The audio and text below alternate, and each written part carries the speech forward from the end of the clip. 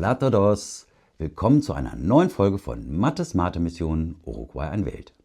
Ja, so ist das. Kaum legt man eine Karte von Uruguay auf den Boden, schon liegt eine Katze drauf. Und mit der Karte sind wir auch schon beim Thema dieser und der nächsten Folgen. Wir planen unsere erste umfangreiche Erkundungsreise nach Uruguay.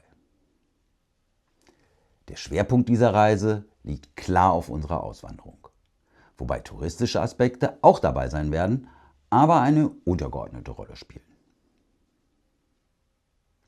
Wenn es optimal läuft, wird es eine Mischung aus im Land umschauen, viele Regionen besuchen, Menschen treffen, besonders Einwanderer mit Deutsch- oder Englischkenntnissen. Ja, ihr seid alle aufgerufen, euch zu melden, um all unsere vielen Fragen nämlich loszuwerden. Wir knüpfen bereits eifrig Kontakte. Natürlich möchten wir auch Uruguayos kennenlernen, doch unser Spanisch ist noch nicht so besonders gut und die Reise beginnt ja auch schon bald und ich glaube nicht, dass wir bis dahin in der Lage sein werden, insbesondere fachliche Fragen zu Einwanderung, Aufenthaltsgenehmigung, Baurecht oder medizinischer Versorgung auf Spanisch zu stellen oder zu besprechen. Ja, und dann wollen wir natürlich noch, es ist ja Urlaub, ein bisschen chillen, ein bisschen grillen, Wale schauen und ganz viel Spaß haben. Im September geht es also los. Zunächst fliegen wir von Frankfurt nach Madrid. Für die Verbindung haben wir uns eine Flugverbindung ausgesucht, die uns 10 Stunden Umsteigezeit in Madrid bietet. So haben wir genügend Zeit für einen gemütlichen Stadtbummel durch Madrid. Danach geht es dann weiter nach Montevideo. Wir haben bereits für die gesamte Zeit in Uruguay einen Mietwagen gebucht. Durch die frühe Buchung der Flüge sowie des Mietwagens konnten wir sehr preiswerte Angebote nutzen. Unsere erste Destination wird ein zauberhaftes Holzhaus im Departamento Maldonado sein. Hier ein paar Fotos. Ein besonderer Dank geht hier an Maria, die aus Uruguay stammt und im schönen Hamburg lebt, sowie an ihre Schwester Sophie, die in Uruguay lebt und Deutsch spricht, und deren Vater. So sind wir nämlich an unsere Unterkunft gekommen. Danke, danke, danke. Für alle Interessierten findet ihr den Link in der Folgenbeschreibung.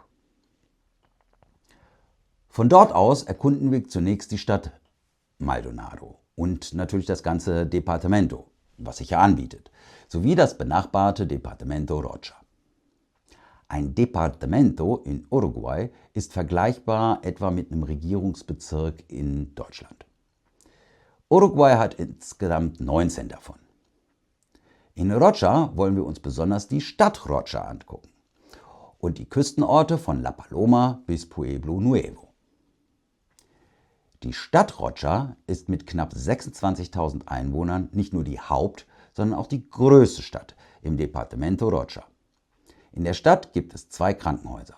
Für meine Frau ist es, gerade auch weil wir älter werden und ich als Ehemann eine besondere Rolle spiele, von sehr großer Bedeutung, dass wir an einem Ort leben, der eine gute und schnell erreichbare medizinische Versorgung bietet.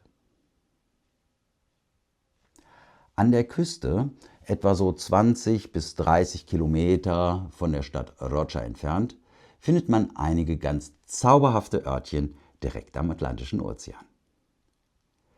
Da war ja erstmal La Paloma, ein Ort mit ca. 3.500 Einwohnern, direkt an der Atlantikküste und nur wenige Kilometer von der Laguna de Rocha, einem Naturschutzgebiet, entfernt. Von Montevideo sind es von hier aus ca. 240 Kilometer. Ich habe da ein kurzes, aber sehr schönes Video von La Paloma gefunden. Den Link packe ich auch in die Folgenbeschreibung. Dann geht es weiter nach Aguada y Costa Azul mit 1100 Einwohnern etwa. Daneben liegt Arajania, ein Badeort mit ca. 400 Einwohnern, und La Pedrera. In La Pedrera leben zwar nur 250 Menschen, dennoch ist der Badeort wohl wegen seiner außergewöhnlichen Karnevalsfeierlichkeiten recht bekannt. Die Paraden werden jährlich von bis zu 20.000 Touristen besucht. Mein Gott, der arme Ort wird ja überquellen. Der Küstenlinie folgend, also kommen noch San Antonio mit ca. 20 Einwohnern und Pueblo Nuevo. Auch hier sollen ca. 20 Menschen wohnen. Kurz hinter Pueblo Nuevo beginnt ein großes Naturschutzgebiet, das seit 1976 Teil des UNESCO-Programms Mensch und Biosphäre ist. In diesem Naturreservat liegt Cabo Polonio, eine Siedlung mit rund 140 Einwohnern, die ohne Wasser, Strom und Straßen auskommt. Um dorthin zu gelangen, muss man ca. 7 Kilometer Sand und Dünen entweder zu Fuß, mit dem Pferd oder per Allradpendelbus überwinden. Für Touristen gibt es Gästehäuser und Restaurants. Wir können uns jetzt nicht vorstellen, in Cabo Polonio zu leben, darum fällt das Fischerdorf in die Kategorie Ansehen, wenn wir 2029 in Uruguay wohnen und alle Zeit der Welt haben. So haben wir uns auch bei Chuy entschieden. Mit 9000 Einwohnern ist Chuy die zweitgrößte Stadt in Rocha und grenzt an Brasilien. Dieser Ort mit einer Straße auf der uruguayischen Seite und auf der anderen, der brasilianischen, scheint ein Mekka für Duty-Free-Begeisterte zu sein. Hat es aber auch nicht auf unsere Reiseroute geschafft und wurde in die Kategorie Anschauen, wenn wir in Uruguay wohnen, sortiert. Ist das ein Fehler? Verpassen wir da irgendwas? Was meint ihr? Auch in Maldonado liegt unser Fokus auf den Orten am Meer bzw. am Fluss. Von Bella Vista bis Santa Monica folgt ein malerischer Küstenort auf den anderen. Die möchten wir uns sämtlich ansehen. In Maldonado und Rocha soll es mehrere Punkte geben, an denen man von Juni bis November vom Strand aus Wale sehen kann.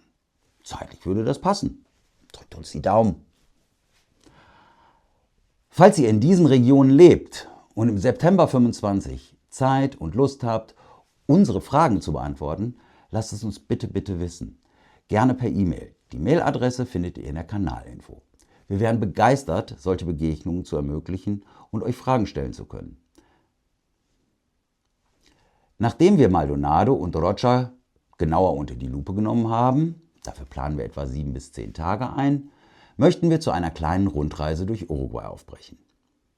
In der nächsten Folge zeige ich euch, welche Route wir dafür gewählt haben und welche Sehenswürdigkeiten wir dabei besuchen möchten.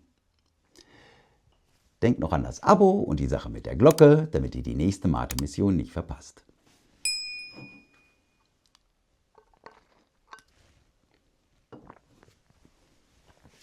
Das war's für heute. Hasta la próxima, wenn es wieder heißt Mattes Mate-Mission. Nos vemos pronto und auf Wiedersehen. Und wenn es euch gefallen hat, freue ich mich, wenn ihr das Video liked. Vielen Dank.